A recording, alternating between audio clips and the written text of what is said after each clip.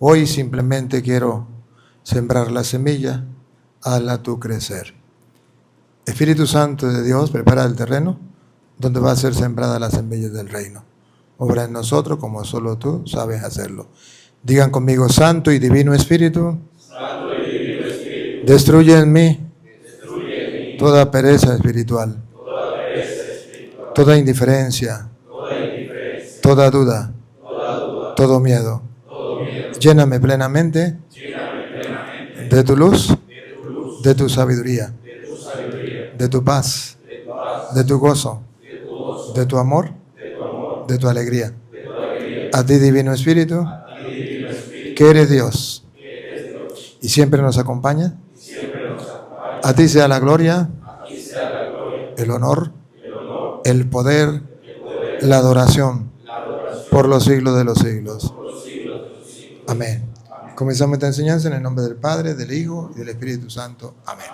Agradezco al Padre Rector y a los formadores del seminario por darme la oportunidad de estar aquí. Y a ustedes, queridos seminaristas, por apartar este momentico. Sé que el tiempo de ustedes es muy apreciado, vale mucho, pero que ustedes me den esta oportunidad, yo se lo agradezco. Un día yo también estaba en el seminario, así como ustedes, y tuve la oportunidad de que un sacerdote me animara a gustar la palabra de Dios, y gracias a él, que en paz descanse, Fabiano Matule, pues ahora yo trabajo de esta manera y estoy eternamente agradecido. Sé que algunos de ustedes también hoy va a ser muy importante en este compartir. Trataré de simplemente demostrar lo que dice la Sagrada Escritura, lo que enseña la Iglesia. No fue casualidad, es que Dios quiso que encontrara esto allí, me metieron en un cuartico y en los libros que estaban ahí estaba este libro. Y yo dije, oh, bárbaro, y Dios quiere que... Y en un momentico busqué allí y encontré algo muy importante que voy a compartir con ustedes. Pero antes quiero decirles, ¿para qué Dios nos ha llamado? Ninguno de ustedes está aquí por casualidad, ninguno. Usted no puede decir, ¿qué? Si nadie lo está llamando. Usted tiene que estar loco. Si usted dice, es porque escuchó que alguien lo llamó. El problema es que uno no sabe quién lo está llamando. Pero es Dios quien nos llama. Y a veces nosotros pensamos que estamos aquí por casualidad, porque alguien nos dijo. No, es Dios que nos llama a través de. Pero Dios nos llama y por eso están aquí. Con seguridad, ninguno de ustedes está aquí porque ustedes quieren simplemente, si no es un llamado de Dios. Ya quieren responderle sí, bueno, o quieren responderle no, Dios respeta su libertad, porque al final, la llamada grande y general es a la santidad, y ustedes deciden ser santos como cura o como casados, eso es problema de ustedes. Pero Dios nos llama a ser santos, pero si están aquí, es porque Dios dice, tú sí puedes, si quieres.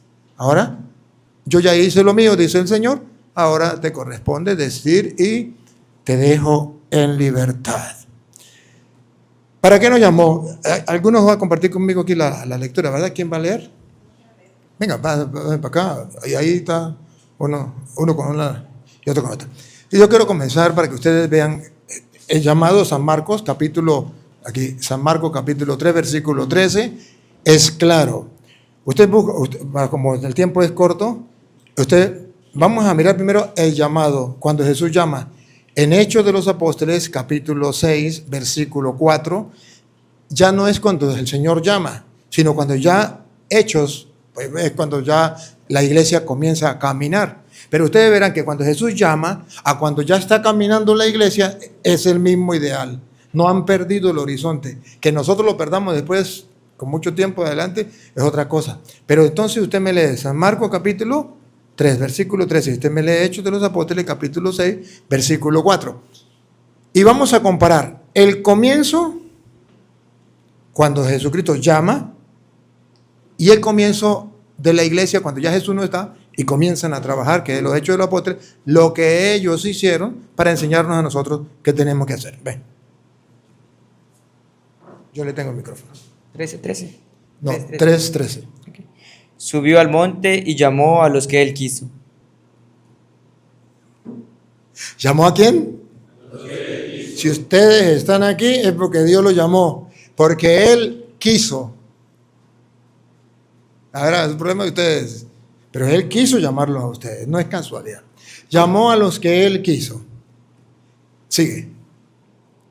Cuando estuvieron junto a él, creó un grupo de 12 para que ¿Para qué? Creó un grupo de 12, a eso se llama congregación, a eso llamamos iglesia. Iglesia significa congregación, un grupo de 12. ¿Para qué? Esto es importante. ¿Para qué lo llamó Dios al seminario? Para estudiar filosofía y teología. No, señor. Eso es parte, eso es complemento, pero eso no es la columna vertebral. Eso es como lo demás. Pero la columna vertebral está aquí. ¿Para qué lo llamó? para que estuvieran con él. Primero, para que estuvieran con él. O sea, que en el seminario, si ustedes no hacen oración, y si ustedes no están con él a solas en la oración, y más todavía en la adoración al Santísimo, personalmente, apague y vamos, perdieron el tiempo. Se equivocaron, se montaron en el transporte que no era. Primero, para estar con él. El seminario, ustedes y yo sabemos, tiene un horario desde que se levanta hasta que uno se va a acostar. Y casi todo es comunitario para enseñarnos a vivir comunitariamente. Pero cada uno también debe tener su vida personal. Y no se le impone, no se le dice, porque tiene, si es personal, es de su persona, es usted quien tiene que tomar decisión en qué momento va a tener el encuentro personal de lo que el Papa Francisco hablaba, un encuentro personal con el Señor. Usted tiene que saber en qué momento durante el día va a tener ese encuentro personal con el Señor. Porque ¿para qué lo llamó? Para que estuvieran con Él. Y eso es a través del encuentro. Especialmente, somos seminaristas, somos sacerdotes y tenemos que estar el encuentro con Él en la adoración del Santísimo a solas, sin hablar, solo estar con Él. Punto. Aquí hay un poco de barro, tú eres el alfarero, no te voy a decir qué vas a hacer, tú eres el alfarero y sabes qué va a hacer conmigo. Aquí está este poco de barro. Nos llamó para estar y Él agarra y hace con nosotros lo que Él quiere. Pero debemos estar con Él. De modo que el seminarista que no tenga tiempo para estar con el Santísimo a sola, no porque lo diga la comunidad, porque esa sería oración comunitaria, y eso es de la comunidad para el crecimiento de la comunidad, para el crecimiento personal. El que no haga eso, un día se va a quemar como sacerdote, va a pensar de que se equivocó, que lo suyo era casarse, que a lo mejor usted no vale la pena, perdió todo, se quemó. ¿Por qué? Porque si lo llamó para estar con Él y no cultivó eso, se equivocó. De otra manera, esta empresa, entre comillas, no es humana, es divina. No es de ustedes, no es del Papa, no es de Dios. Y por tanto debemos estar con Él. Lo llamó para estar con Él. Segundo. Y para enviarlos a predicar. Listo. ¿Qué es lo que no entienden? Ya. Ahí está el secreto. Los llamó para estar con Él y para enviarlos a predicar. Miren, hermanos, si no estuviera en la Sagrada Escritura, yo no se lo hablaría con tanta certeza y tanta seguridad. Es más, yo soy testigo de eso. Si yo no tuviera el tiempo para orar y para leer la palabra de Dios, no fuera cura. Y no tuviera la dicha, el regalo que Dios me da de poder llevar la palabra y que muchas personas escuchen la palabra y que Dios ver los milagros que Dios hace a través de la palabra. No lo vería. Pero todo el secreto y el éxito, gracias a Dios, de mi vida ha sido creer esto, que me llamó para estar con Él. Esté cansado, esté lo que sea, yo tengo que tener tiempo para Él. Y para leer las Escrituras, porque nadie da lo que no tiene, porque Él me envía es a predicar. Pero pasó el tiempo, viene entonces Hechos de los Apóstoles, nos encontramos con los Hechos de los Apóstoles, y los Hechos de los Apóstoles ya no está Cristo, ya están los apóstoles caminando, y vamos a ver si los apóstoles se identifican con esto. Hechos 6:4. Y nosotros persistiremos en la oración. ¿Y nosotros qué? Bueno, si desde que Él nos llamó para estar con Él, nosotros no podemos cambiar eso. Eso no lo puede cambiar nadie. Y si usted se llama nadie, usted tampoco. Entonces nos llamó para estar con Él. Y dice, nosotros vamos ¿A qué? Perseverar en Perseverar. ¿Sabe qué significa perseverar? Sencillo, un día con ganas y un día sin ganas son 2 días iguales que yo tengo que orar. Eso significa perseverar. Ah, porque no tengo ganas, entonces no oro. Eso no es perseverar. Ya perdí la perseverancia. La perseverancia es un día con ganas y un día sin ganas, 2 días tengo que orar. Nosotros nos dedicamos, otra vez, el 4. y nosotros persistiremos en Y nosotros persistiremos en la oración. ¿Para qué nos llamó? Para estar. Segundo. y en el ministerio de la palabra. Nos dio un ministerio. Y vamos a perseverar en el ministerio de la palabra. O sea, que según Jesucristo y según los hechos de los apóstoles, no se concibe un seminarista que no ore ni lea la palabra. Ese no sirve para nada. O sí sirve para destruir la fe de la gente. Para eso. Para más nada. De modo que toda la filosofía y la teología tiene sentido y tiene valor y vale la pena en cuanto y tanto tú seas un hombre de oración y de la palabra. Y si no, es basura. Es basura. Y los teólogos no se molesten y los filósofos tampoco. Pero es basura. Ahora, cuando es esa filosofía y esa teología llega a un hombre de oración y de la palabra, es un tesoro. Porque entonces la filosofía lo ayuda a pensar. Lo ayuda a relacionarse con los intelectuales y vamos. Y la teología me ayuda también a mirar cómo hago yo para exponer, pero también quienes expusieron la doctrina de la iglesia, la enseñanza del Señor, y cómo hago yo para ver cómo saco de allí para mi vida y para la vida de los demás. En esto consiste. Pero una cosa debe tener presente. Usted tiene ustedes que están leyendo, ¿no? Léame el 2, Hechos 2. Y por si acaso, leímos el 4. El 2 dice: Entonces los 12 convocaron a la multitud de los discípulos. Los 12, ya no estaba Cristo, convocaron a la multitud de los discípulos y le dijeron, escuche, No es justo que nosotros dejemos la palabra de Dios.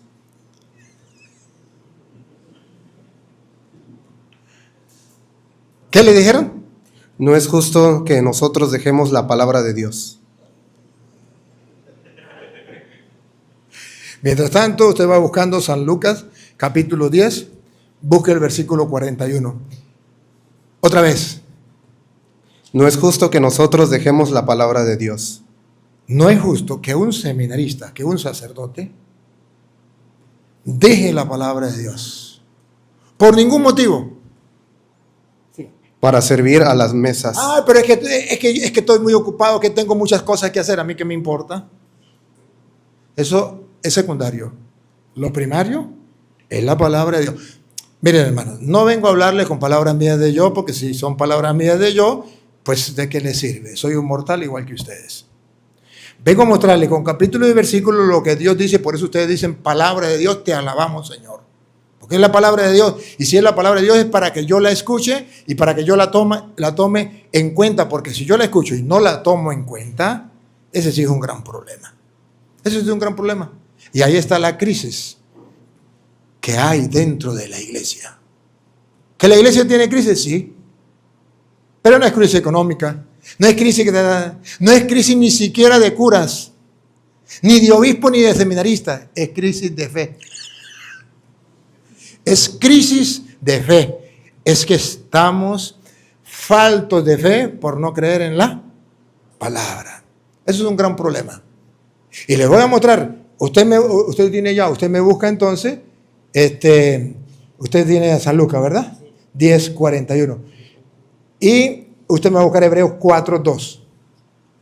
Le respondió el Señor, Marta, Marta, te preocupas y te agitas por muchas cosas. Los hechos de los apóstoles dicen, no es correcto que nosotros vendemos la palabra de Dios para ponernos al servicio de muchas cosas. Jesús le dice a Marta, Marta, Marta, muchas cosas Te preocupan y te agitas por muchas cosas.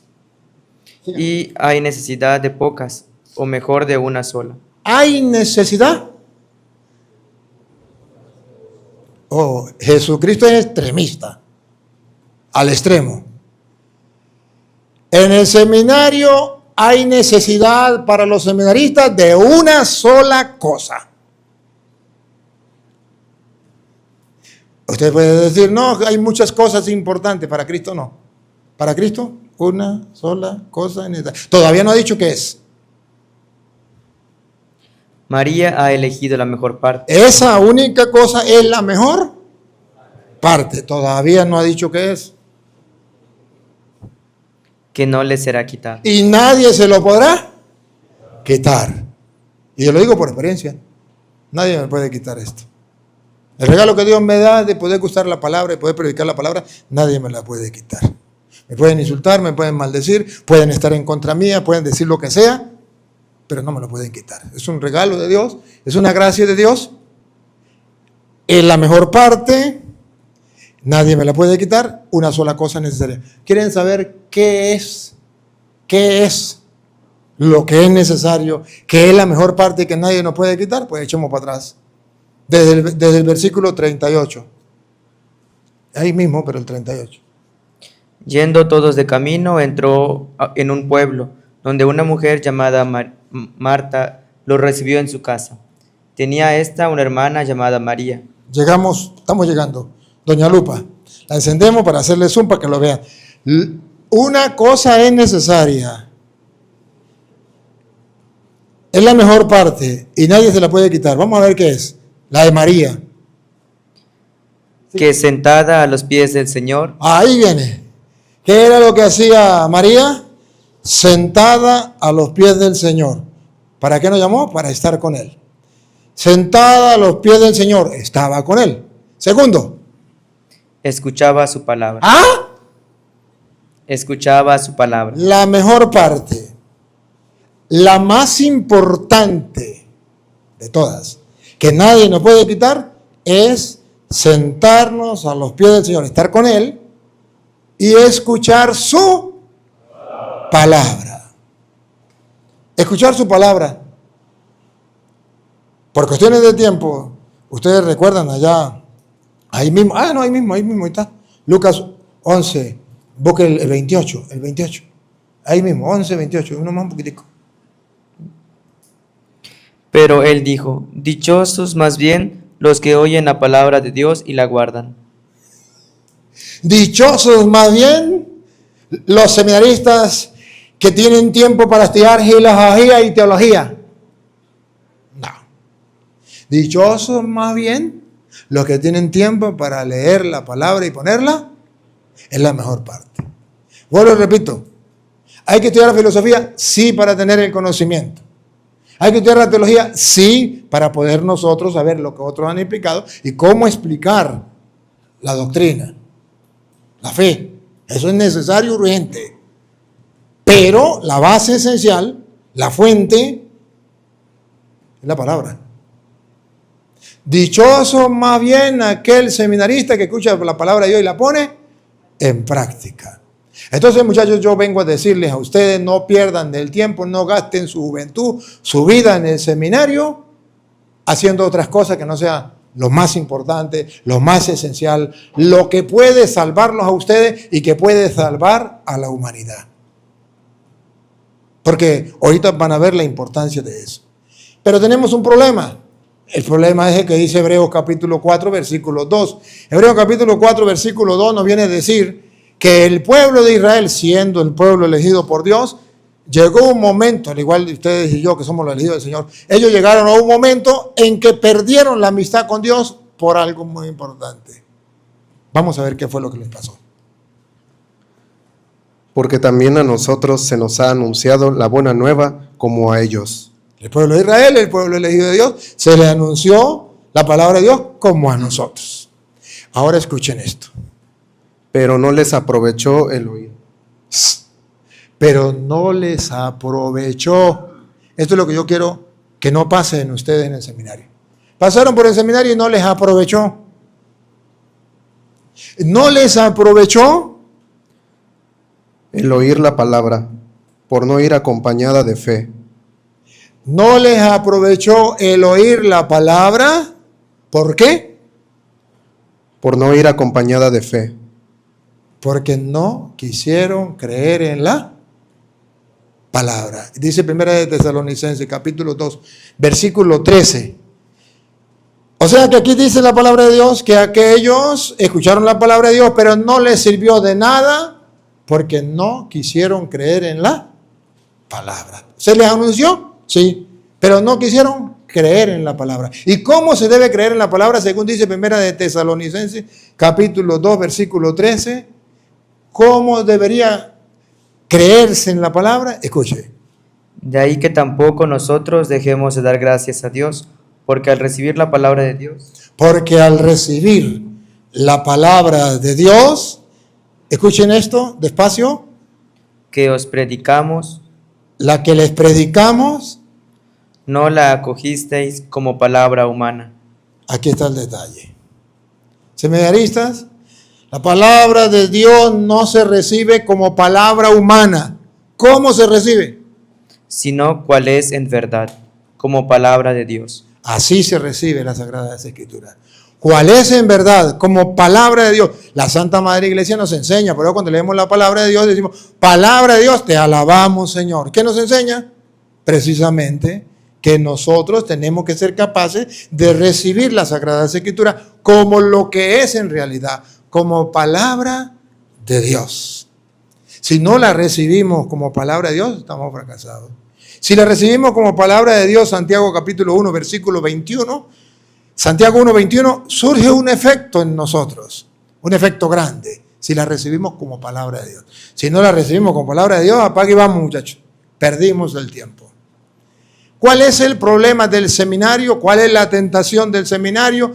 Leer las Escrituras como cualquier libro de historia o como cualquier libro de estudio o como cualquier materia, pero no como palabra de Dios. Ahí está el fracaso del seminario. Y es un fracaso. Y digo un fracaso porque muchos sacerdotes y muchos seminaristas leen la palabra de Dios, pero no creen lo que dice ahí. Y ya. No, es que no hay que ser tan extremista. Es que tampoco hay que tomárselo de pecho. No. La palabra de Dios está ahí porque es el mensaje que Dios nos da, porque es una lámpara para nuestros pasos, es una luz en el sendero, dice el Salmo 119, 105. Nosotros nos podemos iluminar por ella. Si la tomamos como palabra de Dios, dice, ¿qué pasa? Por lo cual, desechando toda inmundicia y abundancia de malicia, Podemos comenzar a desechar toda inmundicia, toda cosa mala. recibid con mansedumbre la palabra implantada, Entonces recibimos con mansedumbre la palabra implantada, la palabra de Dios, como palabra de Dios, no como de hombre, que surge un efecto en nosotros. Escuche. la cual puede salvar vuestras almas. ¿No les dice nada? ¿Otra vez? La cual puede salvar vuestras almas. ¿No les dice nada? La palabra de Dios te puede salvar, me puede salvar mi alma. Y no solo eso, sino además puede salvar a muchas personas. Por eso San Marcos capítulo 16, versículo 15, ustedes verán que la tarea que Jesús le da a la iglesia no es otra. Si la palabra de Dios puede salvar nuestras almas, San Marcos capítulo 16, versículo 15, si la palabra de Dios puede salvar almas, entonces, con razón, Jesús nos llamó para que estuviéramos con Él y para enviarnos a predicar. Con razón, dijeron los apóstoles, no es correcto que abandonemos la palabra de Dios para dedicarnos a otras cosas. Nosotros nos dedicaremos a la oración y a la palabra de Dios. Con razón, dijo Jesús, una cosa es necesaria, es la mejor parte, nadie se la puede quitar. Dichoso el que escucha la palabra de Dios y la pone en práctica. Con razón, porque tiene poder para salvar nuestras almas. Y entonces, por eso usted verá que de tres evangelistas insisten que Jesús resucitado manda a los apóstoles a predicar la palabra. Primero Marcos, después Mateo 28, 19, bueno, 28, 20. Primero Marcos 16, 15. Luego les dijo: id por todo el mundo y proclamad la buena nueva a toda la creación. Vayan a proclamar la buena nueva a toda la creación, le dijo los apóstoles. Nadie da lo que no tiene. Y miren que el que la tome la palabra de Dios como palabra de Dios, que es en realidad y no como palabra de hombre, se salva y puede salvar a otros. Escuche. Entonces, el que crea y sea bautizado se salvará, el que no crea se condenará. La palabra de Dios es motivo de salvación. Usted va a ir a predicar. Esa es su tarea. Cuando usted se ordene, su tarea es ir a predicar la palabra de Dios. Y el que crea se salvará. Usted es instrumento de salvación. El que no quiera creer, eso ya es problema de él. Usted cumplió con su tarea. Usted predicó. Si no se quiere creer, se condenará, pero no es culpa suya. Usted cumplió con su tarea. El problema es que si no cumplimos la palabra de Dios, si no la predicamos, perros mudos, incapaces de predicar la palabra del Señor. Qué bravo. No debemos nosotros quedarnos callados por no predicar la palabra de Dios, pero nadie da lo que no tiene. Necesitamos predicarla. San Mateo, entonces usted busca San Lucas capítulo 24, porque está San Marcos, está San Mateo. Qué curioso. Jesús resucitado, dice Marcos, manda a predicar la palabra de Dios. San Mateo, Jesús resucitado, resucita. Si le parece a los apóstoles, ¿para qué? Van a ir a predicar la palabra. Marcos, van a ir a predicar la palabra. Lucas, van a ir a predicar la palabra. Y Juan también, pero Juan lo dice de otra manera y si quiere lo vemos también. Enseñándoles que guarden todas las cosas que os he mandado. Jesús dice que la tarea es enseñar a la gente todo lo que Él ha enseñado. ¿Otra vez? Enseñándoles que guarden todas las cosas que os he mandado. Entonces vamos a ir a enseñar al pueblo. ¿Qué vamos a enseñar? Que tenemos que guardar la palabra del Señor tal y como Él lo ha enseñado, sin cambiarla, así como el Señor la ha mandado. Como lo dice San Lucas, capítulo 24, San Lucas en el capítulo 24, en el versículo 25, les da duro a los de Maús. ¿Qué le dice? Capítulo 24, versículo 25. Él les dijo: qué poco perspicaces sois, y qué mente más tardía tenéis para creer todo lo que dijeron los profetas. Esa traducción no me gusta mucho, porque esas palabras casi no las entiendo, pero les está reclamando la palabra. Si quieren, busquen la traducción esa, Lucas 24, 25. Otra vez escuchemos esta traducción. Qué pocos perspicaces sois. Esa palabra casi no nos dice nada. ¿Otra vez? Qué poco perspicaces sois, y qué mente más tarda tenéis para creer. Para creer, venga, porque esta traducción es más clara. Entonces él les dijo: oh insensatos y tardos de corazón, para creer todo lo que los profetas han dicho. Oh insensato, es así me gusta. Es así como que la entiendo. Oh insensatos y tardos de corazón para creer lo que dicen las Escrituras. Y entonces Jesucristo se toma la molestia de enseñarlo, y en el capítulo 44, en el versículo 44, cualquiera de los dos, en el versículo 44, Jesús se toma la molestia, venga usted, en el versículo 44 y 45, se toma la molestia de decirle cómo es que tenemos que leer las Sagradas Escrituras. ¿De qué manera? Y entonces les abrió el entendimiento para que entendieran las Escrituras. ¿Cómo? Escuche. Después les dijo: lo ocurrido confirma las palabras que os dije cuando todavía estaba con vosotros. Jesús les está diciendo: lo ocurrido confirma las palabras que yo les dije a ustedes cuando estaba con ustedes. ¿Qué nos está diciendo? Que nosotros, si no creemos que lo que Jesús dijo se tiene que cumplir al pie de la letra, somos insensatos y tardos de corazón para creer lo que dice la Sagrada Escritura. Entonces, ¿qué tenemos que hacer? Siga. Es necesario que se cumpla todo lo que está escrito en la ley de Moisés. Es necesario que se cumpla. Así se lee las Escrituras. Yo leo las Escrituras y sé que es necesario que se cumpla. Todo lo que está en las Escrituras es necesario que se cumpla, es palabra de Dios y yo tengo que creerla. en los profetas y en los salmos acerca de mí.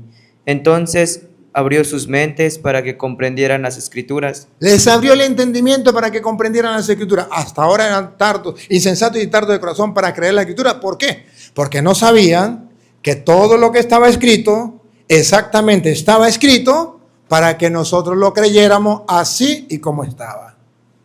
Por eso San Juan, capítulo 20, versículo 30, San Juan 20, 30, viene a decirnos que precisamente todo eso se escribió con un motivo. Porque Juan también dice, ¿para qué son las escrituras? Lo dice San Marcos, lo dice San Lucas, lo dice San Mateo, pero lo dice San Juan, Juan 20, 30. Hizo además Jesús muchas otras señales en presencia de sus discípulos, las cuales no están escritas en este libro. Ajá, ahí viene este pedacito, escuche. Pero estas se han escrito para... Estas se han escrito, ¿para qué? Para que creáis. ¿Para qué se escribieron estas? Para que creamos. En primer lugar, Que Jesús es el Cristo, que Jesús es el Cristo. Y en segundo lugar, el Hijo de Dios, y para que creyendo tengáis vida en su nombre. es una oferta, mire, es una oferta. Cuando usted descubre esto y usted lo cree, usted lo apuesta, usted lo predica, usted va tranquilo porque tiene quien lo respalde. Algunos de ustedes han visto mis videos y he tenido que enfrentarme con protestantes, con ateos, he tenido que enfrentarme con miles de personas en el mundo. ¿Qué es? ¿Cuál es la fuerza? ¿De dónde viene la fuerza? ¿De dónde viene el éxito de creer en la palabra? Aquí está la palabra. Pelee contra la palabra, no es conmigo. Pelee contra la palabra. Yo creo en la palabra. Predico la palabra. ¿Cuántos se convierten? Muchos. Porque creo en la palabra. Creo que la palabra de Dios es viva y eficaz, dice Hebreos 4:12, más penetrante que una espada de doble filo, que llega hasta los tuétanos. No hay ser humano que pueda resistir. Necesitamos, hermanos, creer en la palabra. ¿Cuál es la intención que yo tengo hoy? La intención de hoy es decirle a ustedes, tenemos la palabra de Dios que nos puede salvar. Pero esa palabra de Dios, ustedes y yo hemos sido llamados para gustarla, para saborearla, para darla al pueblo, para que la gente se salve. Pero si no la gustamos, nadie da lo que no tiene.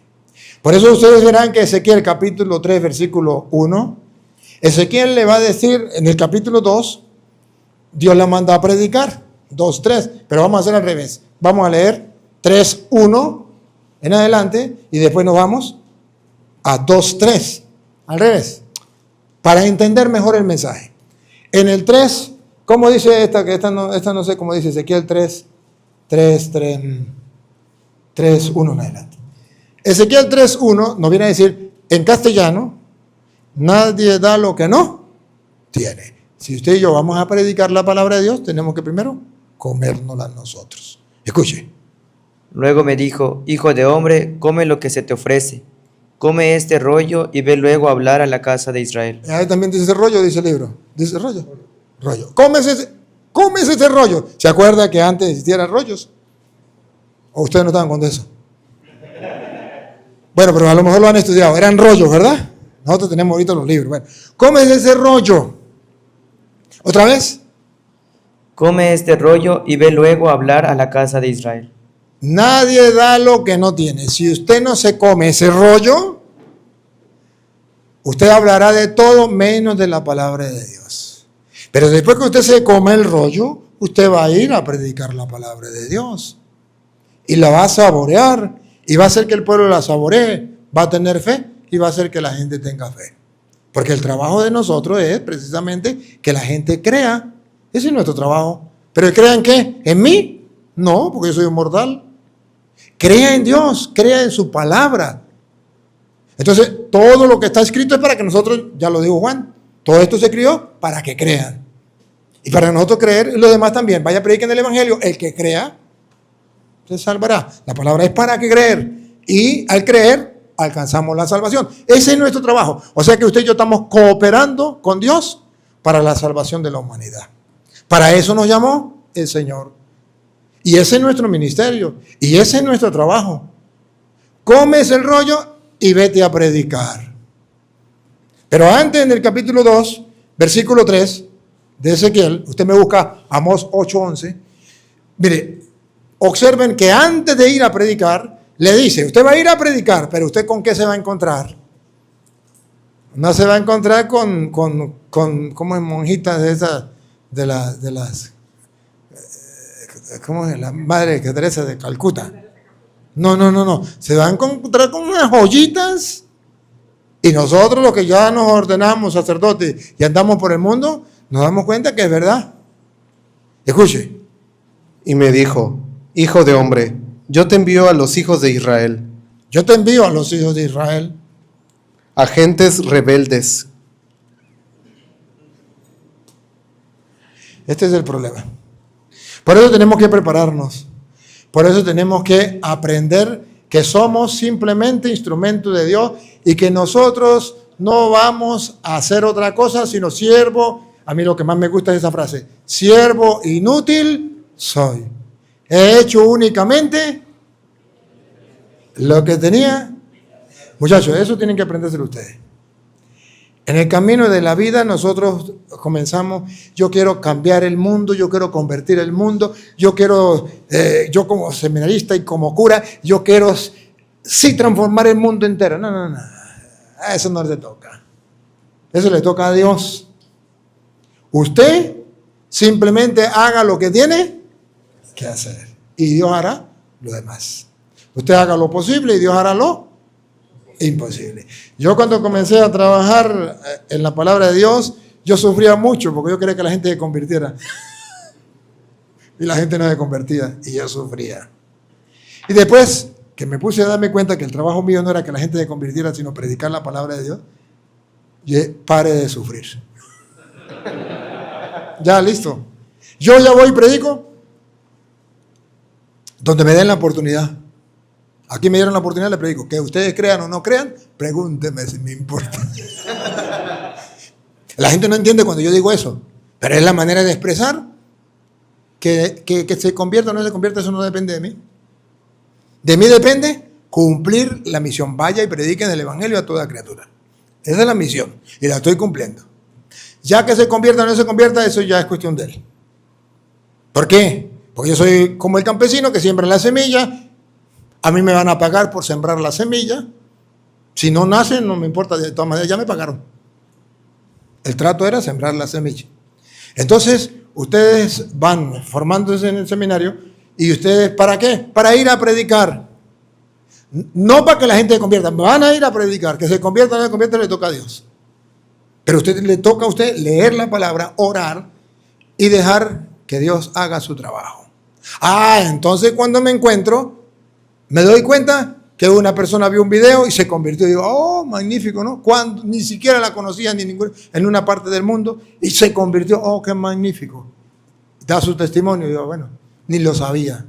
Pero antes que estaba preocupado a ver cuántos se convertían, sufría. Porque quería que la obra fuera mía. Cuando me di cuenta que la obra no era mía, que era de Dios, paré de sufrir. Entonces dice otra vez, A gentes rebeldes que se rebelaron contra mí. ustedes van a ir a predicar la palabra de Dios a gente rebelde. En el mundo en que estamos, gente rebelde, gente que no acepta la palabra de Dios. No solamente en la parte exterior de los ateos, no solamente en la parte exterior de los evangélicos, sino incluso dentro de la iglesia, que es el dolor más grande. Cuando usted comience a predicar la palabra de Dios, será gente rebelde, gente en contra, no solo de los de afuera, también los de dentro. Incluso compañeros de ustedes. Cuando usted comience a leer la Biblia, muchos de sus compañeros lo llamarán loco. Este está loco, este se metió evangélico, mira, el toro 3 o el toro 2, el no sé qué. Y comienza a burlarse, sí. Y el otro, para que no se burle, no leo más la Biblia. Sí. Porque nos olvidamos que dice la Biblia, le van a ir a predicar a gente rebelde. A mí me han mentado la madre, a mí me han insultado. ¿No han visto los videos? De unos gemelos por allá, ¿a dónde fue? En Paraguay. Me trataron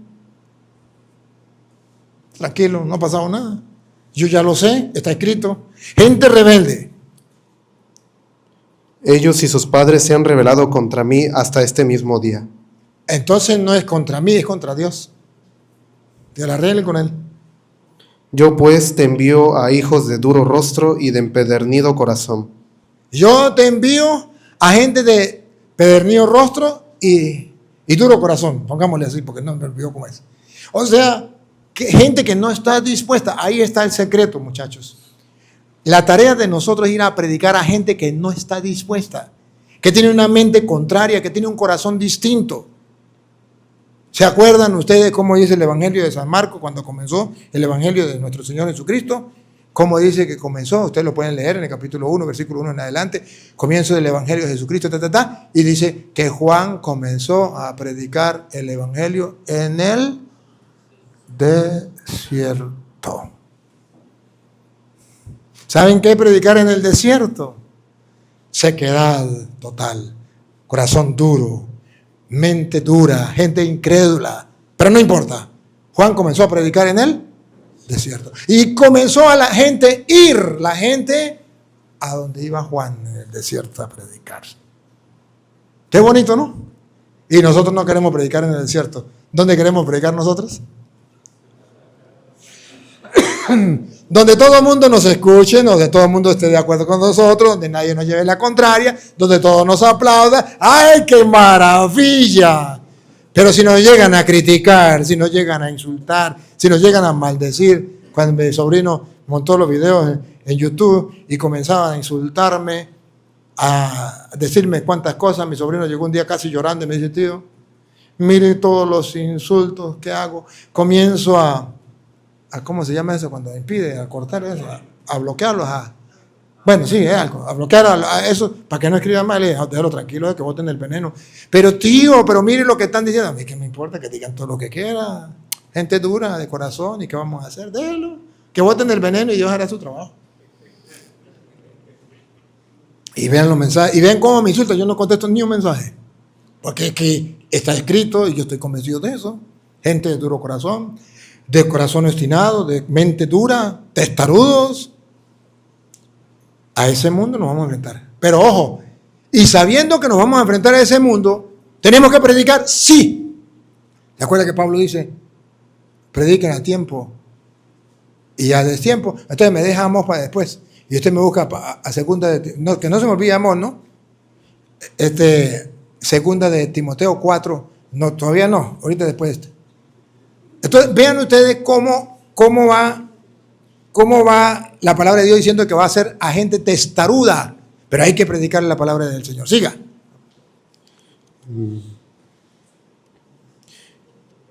Y les dirás: así ha dicho Jehová el Señor. Listo. ¿Que son testarudos? Sí. ¿Que tienen cabeza dura? Sí. ¿Duro corazón? Sí. ¿Y entonces qué voy a hacer? Le dirá: así dice el Señor. Esta es la palabra de Dios. Punto. Escuchen lo que viene, atención. Aquí yo quiero llegar. Atención. ¿Acaso ellos escuchen? Pero si no escucharen, porque son una casa rebelde. Siempre conocerán que hubo profeta entre ellos. ¿Escucharon? Ustedes van a ir y están convencidos que son de cabeza dura, testarudos, corazón duro, que te escuchen. Usted va a ir a predicarle la palabra de Dios. Que te escuchen o no te escuchen, a ti no te importa. Lo único que debe importarte es que yo te envié y que el mundo debe tener un profeta mío que le predique la palabra. A Dios lo único que le importa es que ustedes y yo prediquemos la palabra de Dios. Punto. No nos importa más nada. Y yo he tenido éxito, bendito sea el Señor, porque eso es lo que a mí me importa. Yo voy a predicar la palabra de Dios. En ocasiones he llegado a lugares donde el primero que está es el obispo. Y ahora está el obispo que bueno. Que está el gobernador, que está el guerrillero, que está el narcotraficante. Perdóneme. Esté quien esté, yo voy a predicar la palabra de Dios. Si les gusta, si no les gusta, pregúntenme si me importa. Lo único importante es que sepan que hay alguien de parte de Dios que va a predicarles la palabra de Dios, aunque sean testarudos. Diga de un profeta, llegó a la Ciudad de México, Ciudad de México, ¿no? Ciudad de México, y comenzó y se paró allá en la plaza central de Ciudad de México, o mejor en Cancún, ¿no? En Cancún. Mejor en Cancún, porque estamos en Cancún, ¿no? Si hay una plaza por aquí, ¿no? Bueno, en la plaza central, y comenzó a predicar en toda la plaza, y pasaba la gente, y miraba, y pasaba, y unos se reían, otros lo insultaban, y él seguía predicando ahí, predicando, y uno lo estaba viendo, y todos los días predicaba. Llegó el que estaba viendo y le dice: amigo, ¿es que usted no se da cuenta que nadie le presta atención? ¿No se da cuenta que todo el mundo pasa y se ríe y se burla, y usted predica y predica y predica? Sí, me doy cuenta, sí me doy cuenta. ¿Y entonces por qué sigue predicando? ¿No se da cuenta que está perdiendo el tiempo? Digo, porque es que el que me mandó a mí a predicar, me dijo que predicara. Si me escuchan o no me escuchan, a mí no me importa. A mí me están pagando para que predicara esto. Y ella no me importa que me escuchen o no me escuchen. Ese es el profeta. Y eso es lo que le dice el profeta aquí, Dios. Yo le voy a pagar para que predique. Punto. ¿Que son de corazón duro? Bueno. Pero ojo, estas personas que no quieren escuchar la palabra de Dios son de corazón duro, sí. Testarudos, sí. Pero ahora dice, tú vas a ir a predicar la palabra de Dios sabiendo que son testarudos. Lo importante es que sepan que hay un profeta entre ellos. Pero si tú no lo haces, ahí viene el problema. Hoy te lo van a ver. Si tú no lo haces, tú serás un testarudo más. Ponga cuidado. Ahí viene. Y tu hijo de hombre, no les temas. No les temas. Va a venir el problema, lo van a insultar, lo van a maldecir. Ni les tengas miedo de sus palabras. Le van a insultar, le van a mentar la madre, lo van a mandar para el infierno. No le tengas miedo a esas palabras. Aunque te hallas entre zarzas y espinos. Aunque sean bien malos, aunque sean narcotraficantes, guerrilleros, aunque sean asesinos, predique la palabra. Y moras con escorpiones. Son escorpiones. No tengas miedo de sus palabras, ni temas delante de ellos, porque son casa rebelde. Ya tiene que saberlo. El mundo está lleno de eso. ¿Qué vamos a hacer? Pero ahí nos está mandando Dios. Sí, siga. Les hablarás, pues, mis palabras. ¿Qué es lo que tenemos que hablarle? Pero para eso tenemos que comernos el rollo. Por eso va a decir en el capítulo 3, tiene que comerse el rollo. Le van a hablar mis palabras. Por eso, seminarista, que no se estudie las Sagradas Escrituras, que no lea, todos ustedes deberían haber, mejor no levante la mano. Todos tenían que haberse leído las Escrituras, la Biblia completa. No una vez, muchas veces. Muchas veces. Yo, gracias a Dios, cuando llegué al seminario, ya me había leído la Sagrada Escritura varias veces. Gracias a mi papá, que me había enseñado. Y en el seminario me la volví a leer otro poco. Pero ya deberían leerse la Sagrada Escritura. Ajá, sigue. Les hablarás, pues, mis palabras. Escuchen o dejen de escuchar. ¿A usted qué le importa? Hágalo y punto. Te he mandado y obedeces. No es nada. Aquí viene lo bueno. Dale. Porque son muy rebeldes. Mas tú, hijo de hombre, oye lo que yo te hablo. Oye lo que yo te hablo. Ahora te toca a ti, seminarista. Oye lo que yo te hablo. No seas rebelde. No seas rebelde. Como la casa rebelde. Como esos sinvergüenza, casa rebelde de corazones testarudos, mente tapada. O lo que Jesús le dice, oh insensatos y tardos de corazón para creer lo que dice la Sagrada Escritura. O sea, el peligro de nosotros es porque aquellos no nos quieren escuchar, porque aquellos nos critican, nos insultan, nos callamos la boca. Entonces pasamos a formar parte de ese grupo testarudo y rebelde. Unos porque no quieren escuchar la palabra de Dios, testarudos y rebeldes. Y otros porque no quieren predicar la palabra de Dios, se vuelven testarudos y rebeldes. Y ahí estamos los curas y los seminaristas. Testarudos y rebeldes. No queremos predicar la palabra de Dios. Más cuando hay dificultad. Una anécdota. Estaba en el seminario, trabajando en uno de los seminarios que trabajé. Y los formadores decían, bueno, a ver, ¿y quién va a predicar en esa misa?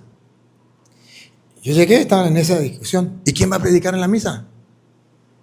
No, yo no, y el otro, no, yo no. A fin sale uno y dice, digámosle a Toro que predique. Entonces, Toro, ven acá. Vamos a ir a una misa, a un entierro. ¿Será que usted predica? ¿Por qué no? Y me dan la oportunidad. Bueno, ya tenemos quien predique. Y llegamos allá, llegamos allá, llegó el vicario general y llegó, porque las cosas eran grandes, algo había pasado, pero yo inocente, yo no sabía, yo como la pasaba siempre era en retiro por allá y otra cosa, ignorante de lo que estaba pasando. Y llegué, había gente, la iglesia era gigante, y había gente pero por fuera, y yo, tanta gente. Y entonces cuando llega el vicario general y llegan los vicarios de pastorales y tal, yo digo, y estando tan grandes excelencias aquí, ¿voy a predicar yo? Dice, no, es que nosotros no vamos a predicar. No, nosotros no predicamos, ¿no? O sea que voy a predicar yo. Sí, nosotros lo tienen que predicar ustedes, si no, no predica nadie. Bueno, está bien. Cuando ya me estaba revistiendo, todos nos pusimos a revestir, entonces se me acerca el párroco y me dice, quiero que entienda que los que están muertos allí, pues mire, la cosa es brava porque ahí hay unos que son de la guerrilla, otros narcotraficantes, y la mayoría que van a estar en la misa son narcotraficantes y guerrilleros y están hasta armados. Y por eso nadie quiso predicar y por eso le tiraron el ganso a usted. ¡Bárbaro! Bueno, está bien. Así es la cosa, pero menos mal que Dios me inspira. Y agarré y con la palabra de Dios, tome. Y entonces me explicó que había sido un problema que habían tenido y se habían matado entre ellos. Y bueno, y había un problema y venían tenían ¿cómo es? La culebra, ¿no? Querían. Y prediqué la palabra de Dios, toda. Lo que era el pecado y lo que era la gracia y qué tal. Pero eso sí, cuando yo predicaba, ni un ruido había. Los curas se miraban nomás, pelaban los ojos. Y claro, y yo le dije, ¿cuánto va a predicar? Y yo le dije, ¿cuánto tiempo? Y no, pues lo que usted quiera predicar. Y le dije, lo que usted quiera predicar. Me jalé 2 horas en la predicación. Después en La Paz, los curas me daban la paz y decían, por si es la última vez, porque usted es hombre muerto. Usted es hombre muerto, usted no sale vivo de aquí. Sí, tenían miedo. Pues creo que no me mataron, estoy vivo todavía. Pero ¿sabe qué? A pesar de que era gente dura, le prediqué la palabra de Dios. El gobierno, a mí en Venezuela saben que el gobierno es duro, fuerte.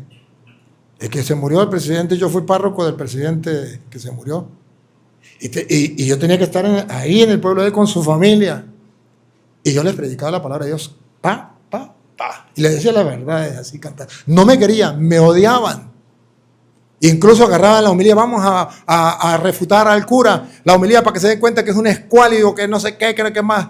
Y ponga la homilía. Y yo decía, por si alguien cree que es palabra mía de yo, busquen la Biblia, capítulo tal, versículo tal de tal libro, para que no diga que son palabras mías de yo.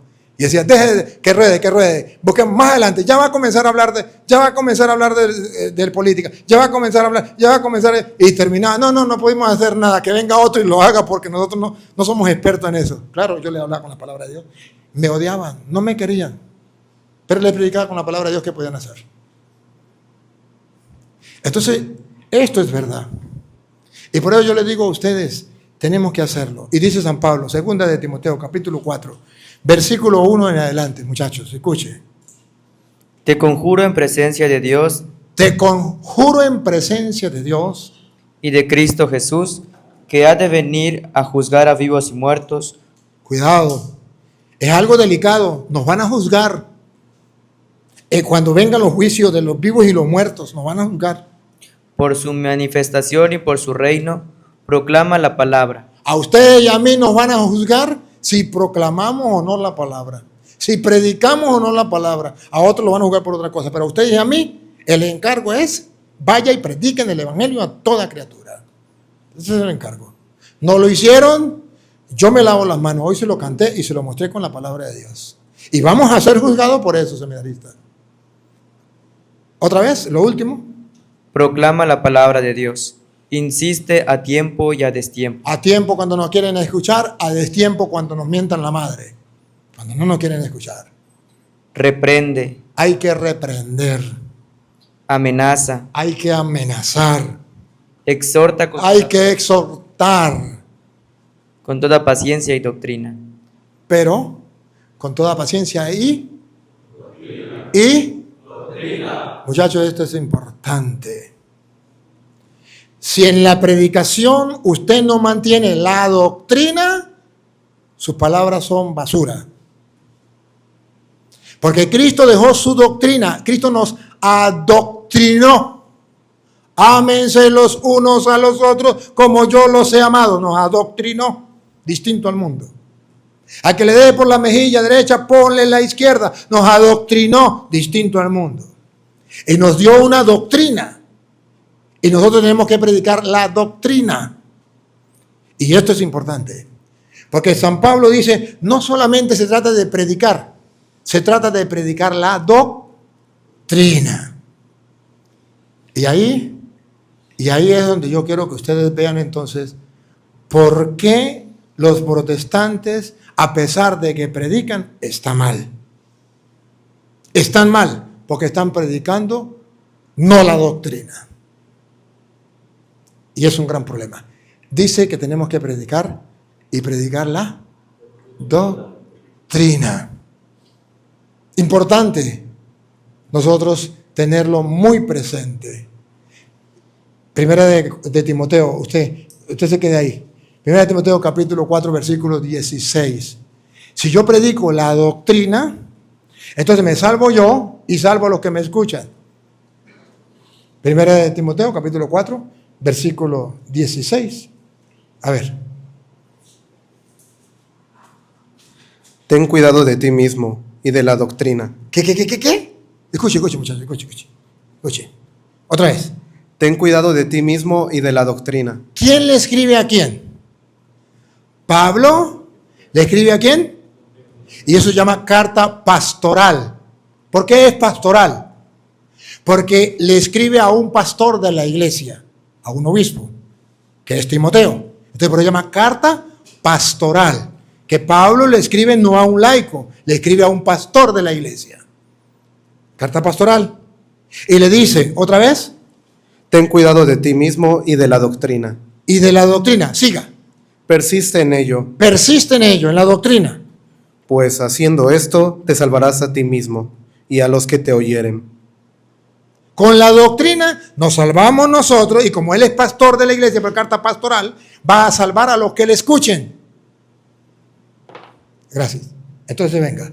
Pablo dice, hay que predicar con la doctrina.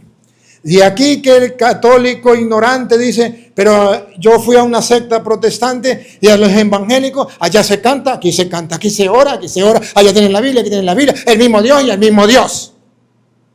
Ajá. Y la doctrina, a eso no me importa. Ay, mira.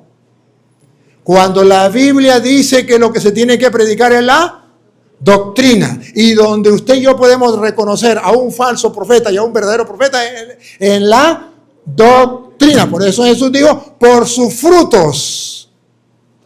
¿Cuál es el fruto? Y dice, un árbol bueno no puede dar frutos malos. Y además, cuando dice de la doctrina, el Señor Jesús, y usted no por razones de tiempo, está en Mateo capítulo 7, versículo 15, donde dice, cuídense de los falsos profetas. Y viene a explicar, un árbol de uvas, imposible que pueda dar mangos. Se lo traigo el castellano. Si es de uvas, tiene que dar uvas, no mangos. Porque el árbol se conoce por su... Si es un árbol de pera, no puede dar manzanas. Porque el árbol se conoce por el fruto. Si es pera, miremos el fruto. Pues dio pera, entonces es pera. Pero si dio manzana, no es pera, es manzana. El árbol se conoce por su fruto. El fruto es la doctrina, lo que enseña. si enseña que María es una prostituta, si enseña que el Papa es la bestia, que la iglesia es la gran ramera, entonces no es manzana. Esa no es manzana. Eso es otra cosa. Entonces, ¿qué Jesús dice? Esos son espinos. Esos son abrojos. De ahí no se puede sacar nada. El árbol se conoce por su fruto. ¿Cuál es el fruto? Entonces, la doctrina. Por la doctrina te salvarás tú y también salvará a todos los que te escuchen. Van a predicar entonces todo con doctrina. Otra vez repítalo, la doctrina. Porque vendrán tiempos en... No, más atrás. Exhorta con toda paciencia y doctrina. Con toda paciencia y doctrina. ¿Por qué? ¿Por qué la importancia de la doctrina? Que aquí donde los seminaristas y muchos sacerdotes dicen, pero es que los hermanos separados son nuestros hermanos y eso es lo mismo. ¿Lo mismo? ¿Conoce la doctrina de ellos? No la conocen, ¿verdad? Entonces no diga que es lo mismo. Le pongo sencillo, miremos la doctrina. Testigo de Jehová, doctrina. Jesucristo no es Dios, es Superman. Doctrina católica, Jesucristo es Dios. Es lo mismo, solo ignorante. Doctrina de un pentecostal unido. La Santísima Trinidad es el diablo. Doctrina católica, la Santísima Trinidad es el misterio de un solo Dios en tres divinas personas. Dios, solo un ignorante dice que es lo mismo. Porque no conoce la doctrina. Entonces, la doctrina es lo que nos hace ver cuál es el verdadero y cuál es el falso profeta. Porque Jesús les dijo en Mateo 28, 20, ¿se acuerdan? Van a ir a enseñar lo que yo les he enseñado. Listo. Pero también dice que el Espíritu Santo que vendrá les va a enseñar y les va a recordar todo lo que yo les he enseñado. Juan 14, 26 en adelante. Entonces, oye, ustedes podrán ver que nosotros tenemos que centrar la mirada en la doctrina. Cuando un sacerdote no mira la doctrina, cuando un seminarista no ve la doctrina, dice, es lo mismo ser católico que ser protestante. Claro, allí se canta, aquí se canta, allí se ora, el mismo Dios, la misma Biblia. Es ignorancia, es desconocimiento. Sigue. Porque vendrá un tiempo en que los hombres no soportarán. No corran. Otra vez. Porque vendrá un tiempo... Profecía se tiene que cumplir. Estamos en ese tiempo. En que los hombres... Atención seminaristas. No soportarán la doctrina sana. ¿Cuál es el problema? La doctrina. Entonces el seminarista dice, pero es el mismo Dios. ¿Y quién dice que no? Pero la Biblia dice que tiene que observar en la doctrina, y eso no lo está observando usted. ¿Por qué no le hace caso a la palabra de Dios? ¿No se da cuenta que el daño está en la doctrina? ¿No se da cuenta que el veneno está en la doctrina? ¿No se da cuenta? No se da cuenta. ¿Otra vez?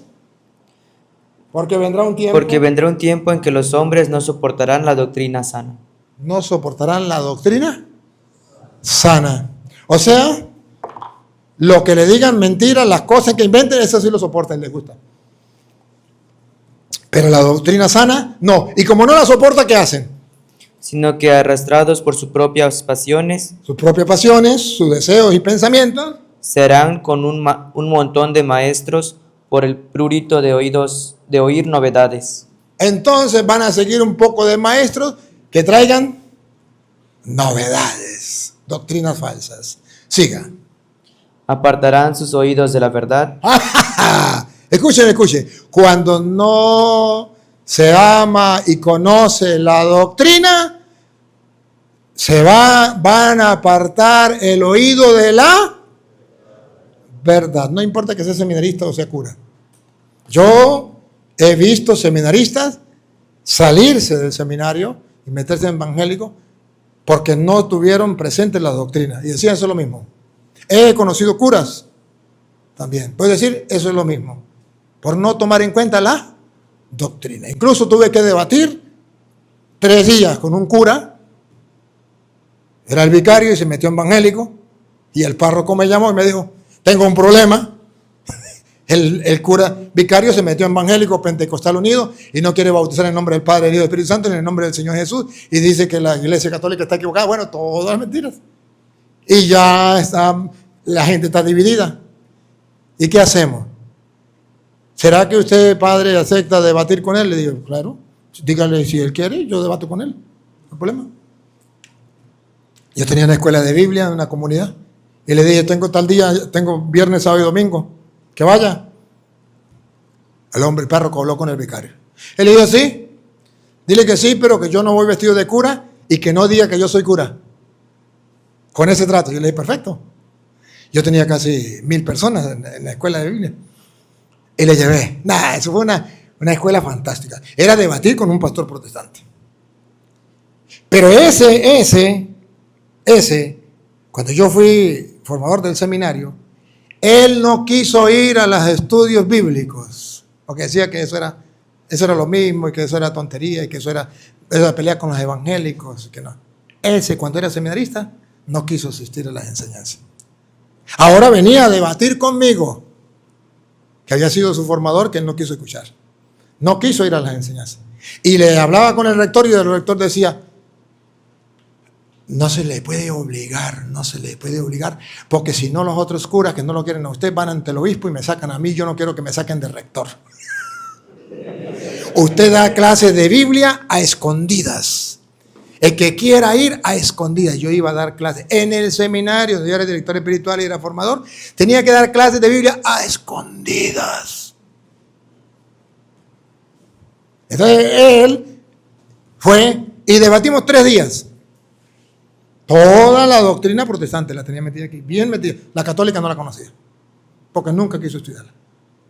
Y tome, deme. Eso fue espectacular.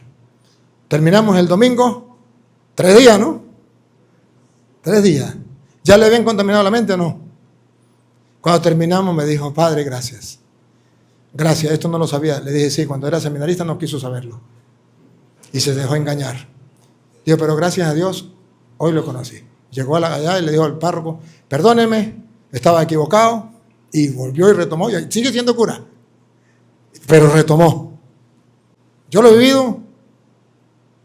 Oye, por no tomar en cuenta la doctrina. Y ahora escuche, ¿por qué no? Porque es que a mí no me gusta pelear con los evangelios, porque la Biblia no se hizo para pelear, porque la fe no es para pelear. Ya un momentico, dale. Tú en cambio, se están llevando el hilo, ¿no?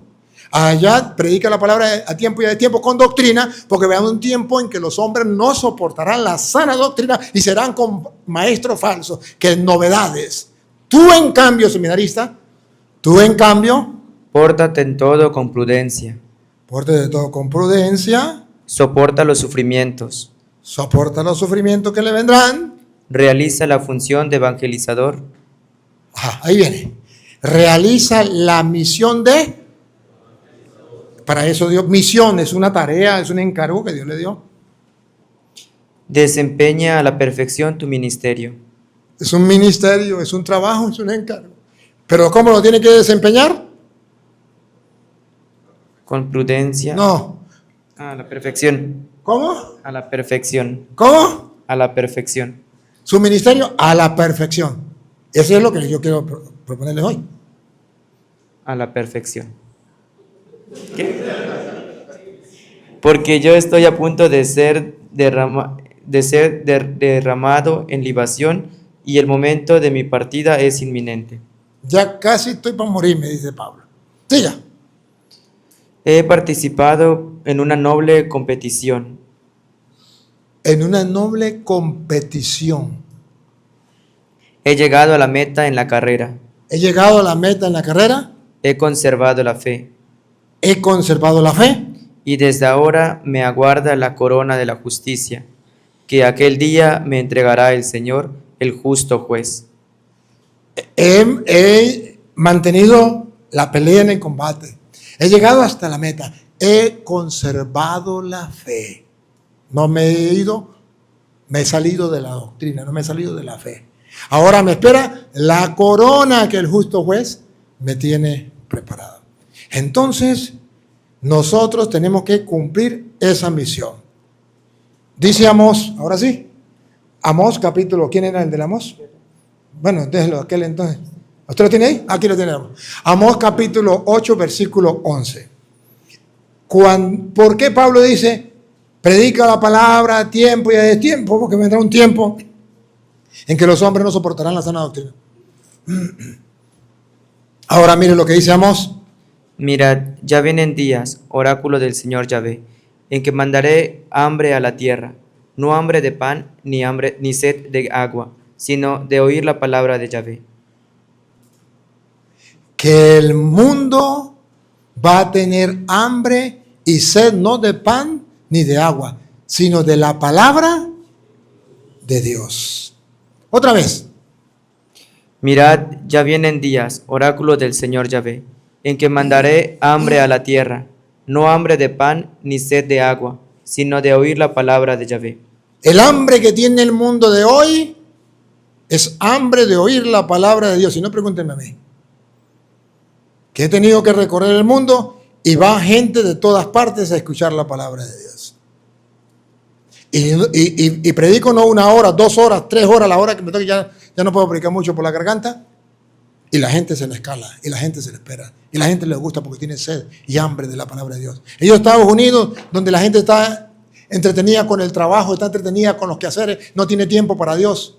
Y miles de personas acuden a escuchar la palabra de Dios. Más bien queda gente por fuera porque no cabe. Tienen sed y hambre de la palabra de Dios. ¿Por qué? Porque los curas y los seminaristas nos hemos olvidado de predicar la palabra de Dios. Porque no tenemos tiempo.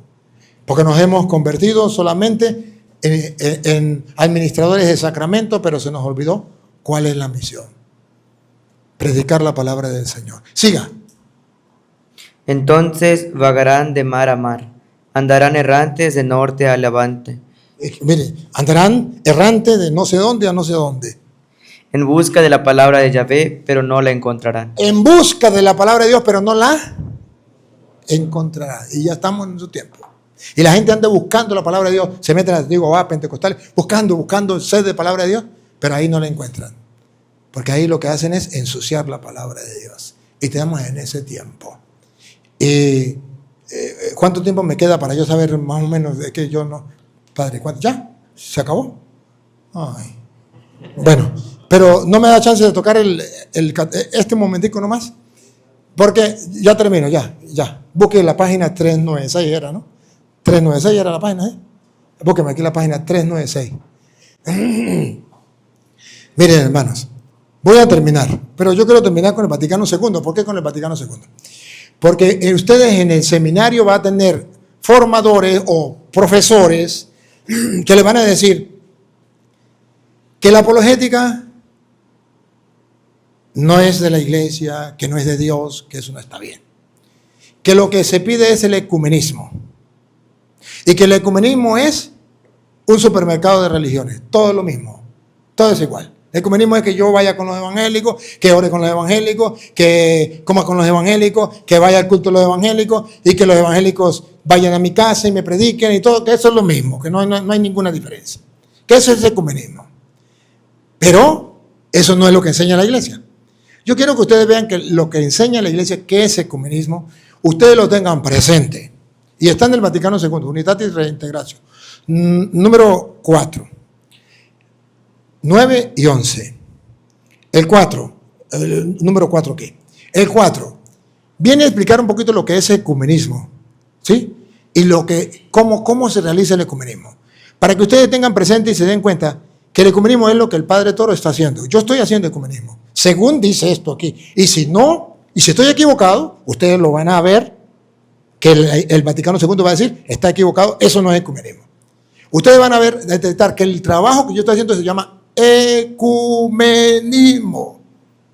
Que muchos sacerdotes dicen, no, que el cura Toro lo que hace es pelear con los evangélicos. Eso no es ecumenismo. La iglesia nos pide ecumenismo. Ya va un momentico.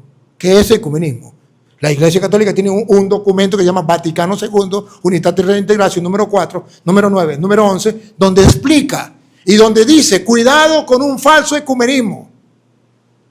Cuidado. Vamos a ver. El 4. Como quiera que hoy, en muchas partes del mundo, por inspiración del Espíritu Santo, se hacen muchos esfuerzos con la oración, la palabra y la acción para llegar a aquella plenitud de unidad que Jesucristo quiere.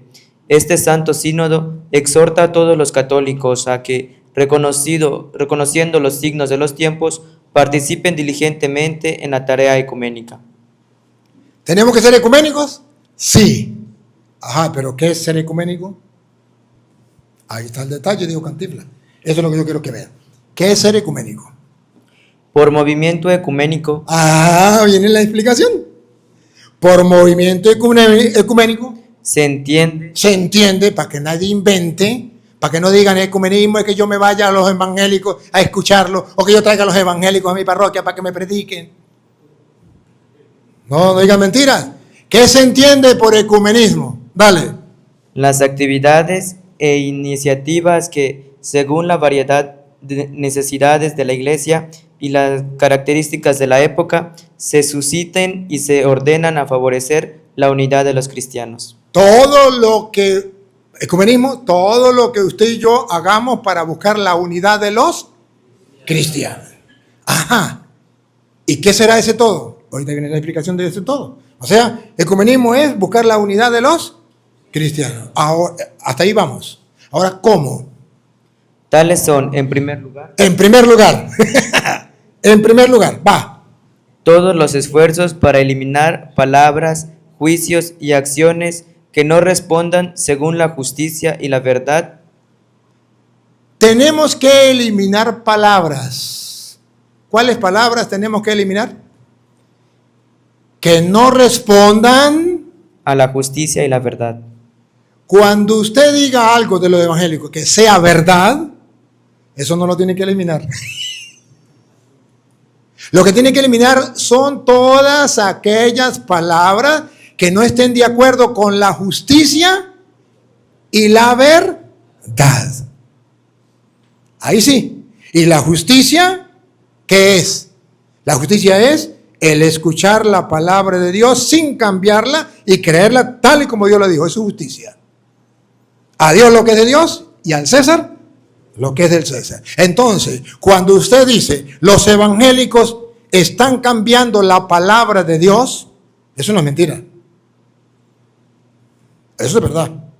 Cuando dicen los protestantes están equivocados cuando dicen que la Virgen María no es virgen, que es una mujer cualquiera, eso es verdad.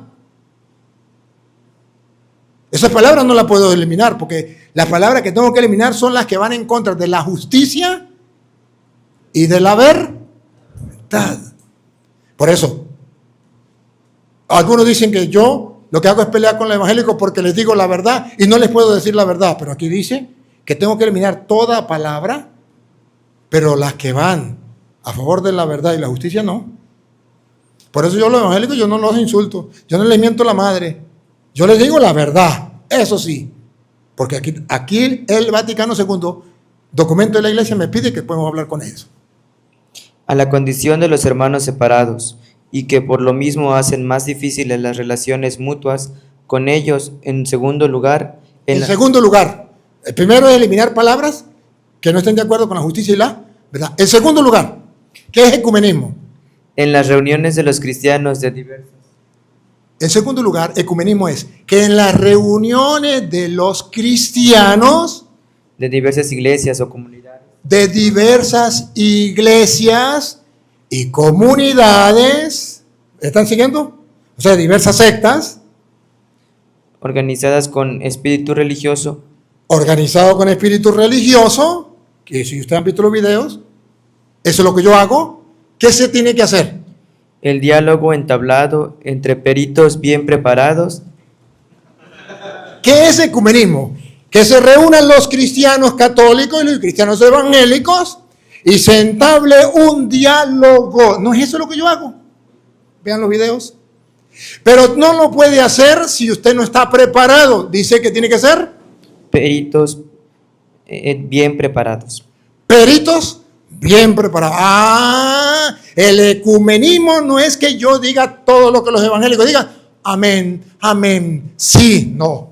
El ecumenismo es que ellos se reúnan, los católicos, se reúnan los evangélicos y vamos a un diálogo. ¿Quiénes? Peritos preparados. No puede ser personas no preparadas porque va a quedar mal la iglesia. Tiene que ser personas preparadas, peritos preparados. Que conozcan la doctrina, que conozcan la Biblia. Repítalo. En segundo lugar, en las reuniones de los cristianos de diversas iglesias o comunidades organizadas con espíritu religioso, el diálogo entablado entre peritos bien preparados, en el que cada uno explica con mayor profundidad la doctrina de su comunidad. ¿Qué explica cada uno? La doctrina. ¿No han visto que yo los dejo primero a ellos hablar y después hablo yo? ¿O primero hablo yo y después hablan ellos? Ellos explican la doctrina y yo explico la doctrina. ¿No lo han visto? Y dicen que yo lo que hago es pelear con los evangélicos. No, eso está mandado, ordenado por la Santa Madre Iglesia Católica en el Vaticano II, Unitatis y Reintegración número 4. Y ya verán que entre los maestros de los seminarios, no sé aquí, no los conozco mejor, pueden decir que a todos les gusta pelear con los evangélicos. Que uno no tiene que tener apologética, sino que es ecumenismo. Y ecumenismo es decirle amén a todo lo que digan los protestantes. No, señor.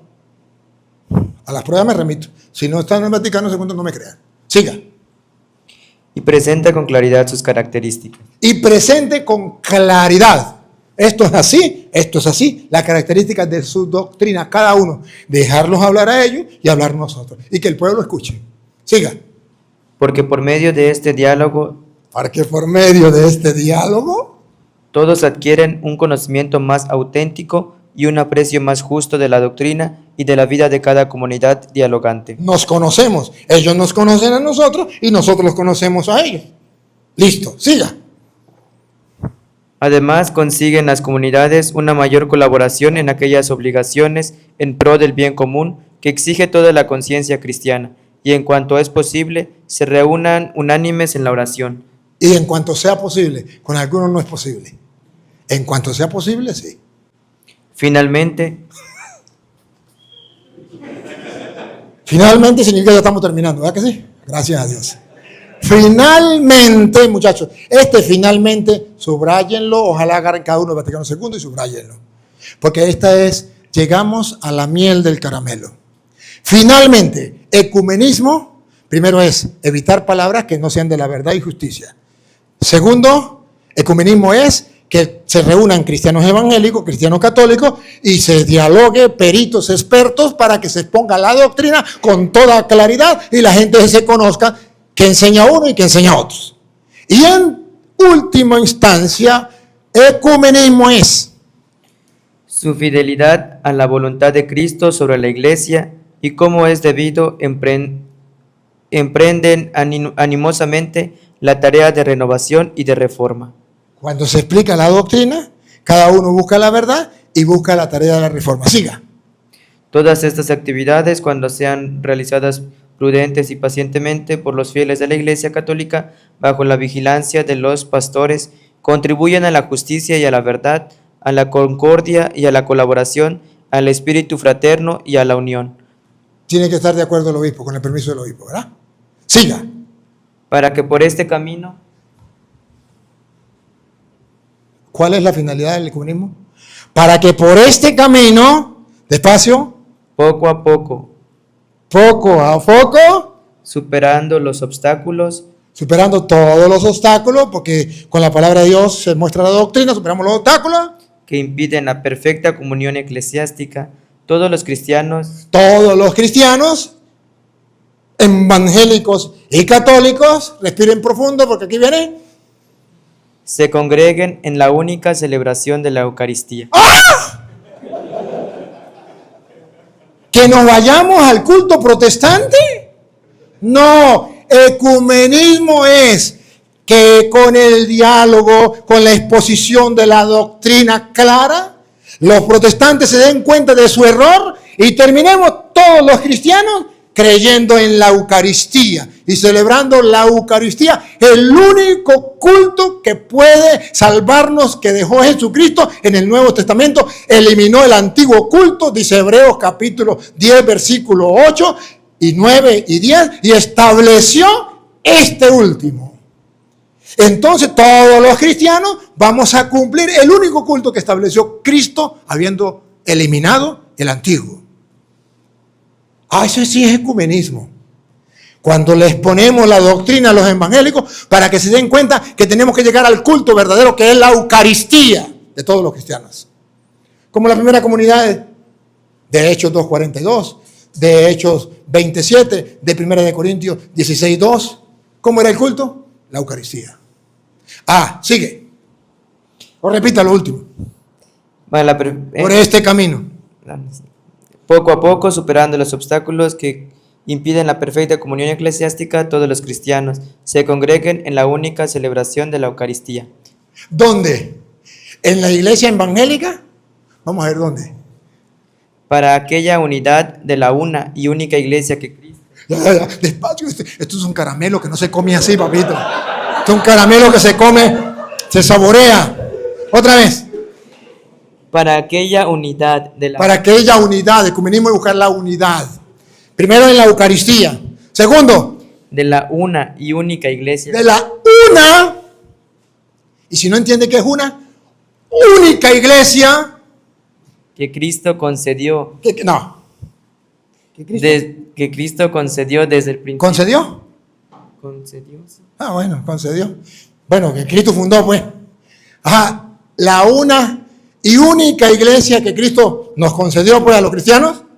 Desde el principio a su iglesia, y que creemos que subsiste indefectible en la iglesia católica. ¿Qué es ecumenismo? Según la iglesia, no según Petronilo o Pánfilo. A mí qué me importa lo que diga Petronilo o Pánfilo. Me importa lo que diga la iglesia. Ecumenismo es donde cada uno de nosotros nos preparemos como peritos expertos, como seminaristas expertos en la palabra de Dios y en la doctrina de la iglesia, para que reunidos en protestantes, no importa del culto que sea, y podamos exponer la doctrina para que ellos se den cuenta su error y puedan darse cuenta que el culto que Cristo quiere es la Eucaristía, pero que no puede ser fuera de la una y única iglesia que fundó Cristo y que nosotros creemos que existe sin error, indefectiblemente, en la iglesia católica. ¿Qué es lo que no entienden? Pero Petronilo dice que ecumenismo es irme al culto protestante. Dame pruebas. ¿Dónde dice la iglesia eso? Dame pruebas. Y como daré para la casa, no voy a leer el 9, porque ya se acabó el tiempo. Le leo el 11 porque es donde dice cuidado con un falso irenismo, con un falso ecumenismo. El 11. Un poquito más para acá. Prometo terminar. La manera y el sistema de exponer la fe católica no debe... Otra vez, ¿no? Aquí no me corra porque es cortico y es rapidito. La manera y el sistema de exponer la fe católica... La manera como se expone la fe católica... no debe convertirse en modo alguno en obstáculo para el diálogo con los hermanos. No es un problema. No es un problema para el diálogo con los protestantes. La manera, como hace el Padre Toro, de exponer el diálogo, la manera de exponer la doctrina, eso no es un problema. Es que es un problema porque eso es pelear. No, eso no es ningún problema. ¿Quién le metió en la cabeza a usted que era un problema? Otra vez. La manera y el sistema de exponer la fe católica no debe convertirse en modo alguno en obstáculo para el diálogo con los hermanos. Que usted exponga la doctrina de la iglesia, la fe católica, eso no es problema. Eso no es pelear. ¿Quién dijo eso? ¿Quién le metió en la cabeza eso? Siga. Es de todo punto necesario. Eso es más bien necesario. Que se exponga claramente toda la doctrina. Que se exponga. Es necesario que se exponga claramente. No una parte. Toda la doctrina. ¿Eso es pelear? No. Eso es ecumenismo. Vean los videos. A ver si yo no estoy practicando esto. A la prueba me remito. Nada es tan ajeno al ecumenismo. Óiganlo los seminaristas. Óiganlo para que nadie les meta gato por liebre. Otra vez. Nada es tan ajeno al ecumenismo. Nada es tan lejano y tan ajeno al ecumenismo del que ustedes hablan. ¿Que qué? Como ese falso irenismo. Que el falso irenismo. ¿Saben qué es el falso irenismo? Búsquenlo, tarea para la casa. Se lo voy a decir para que ustedes lo confirmen y cuando lo encuentren usted va a decir, el cura estaba diciendo verdad. No tengo tiempo para buscarlo ahorita por internet, pero usted lo puede buscar por internet. Falso irenismo significa que para no herir a los evangélicos, mejor me quedo callado y no digo nada. Para que no se molesten. Porque hay que tener caridad. Porque hay que tener tolerancia con ellos. Eso se llama falso irenismo. Búsquenlo, escríbenlo, búsquenlo. Y cuando ustedes lo lean, verán si estoy diciendo verdad o mentira. No hay nada tan lejos del ecumenismo que el falso irenismo. No les digo la doctrina, no les digo la verdad, para que no se hieran, para que no se molesten. Eso es lo más lejano del ecumenismo, pero eso es lo que hoy se predica en la iglesia. He escuchado curas, he escuchado seminaristas decir que ese es el verdadero ecumenismo. No es poner la doctrina, no decir la verdad, para que no se molesten. ¿Pero qué enseña la iglesia? Yo prefiero creerle a la iglesia. No hay nada más lejano al ecumenismo, repítalo. No es tan ajeno al ecumenismo, nada es tan ajeno al ecumenismo como ese falso irenismo que daña la pureza de la doctrina católica. Claro, si no les pone, daña la pureza de la doctrina católica. Y oscurece su sentido genuino y definido. Oscurece, porque si usted no les pone, ¿cómo van a descubrir cuál es la doctrina? Siga. Pero al mismo tiempo hay que exponer la fe católica con mayor profundidad y con mayor exactitud. Ese es el verdadero irenismo. San Ireneo, él exponía con claridad la verdad, aunque le doliera a quien le doliera. Entonces nosotros tenemos que exponer con claridad. Ese es el ecumenismo. Si no les gusta, si les hiere, si les molesta, pero después se pueden convertir. Con forma y lenguaje que la haga realmente comprensible a los hermanos separados.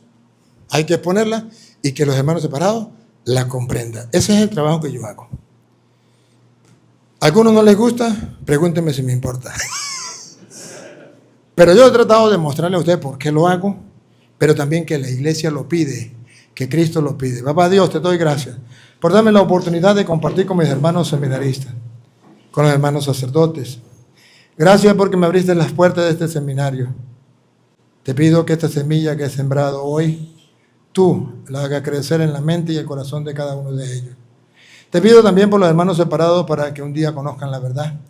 Vuelvan a la iglesia. Haya un solo rebaño, bajo un solo pastor.